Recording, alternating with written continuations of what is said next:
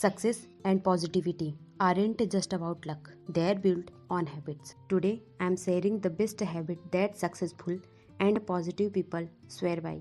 First up, a powerful morning routine. Successful people start their day intentionally. They wake up early, make their bed, and they take time to visualize their goals.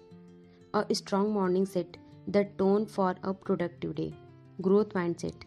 Next, develop a growth mindset. Instead of saying, I can't do this, I can learn this, read books, listen to podcasts, and always look for way to improve. Successful people never stop learning. Gratitude and positivity. Want to stay positive? Practice gratitude every morning or night. Write down 3 things you're grateful for. It shifts your focus from what's missing to what's amazing in your life. Healthy habits. Your body fuels your mind. Exercise, eat healthy, and get enough sleep. A strong body leads to a strong mindset. Even 10 minutes of movement can boost your energy and confidence.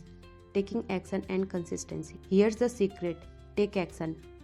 Dreaming is great, but success comes from doing.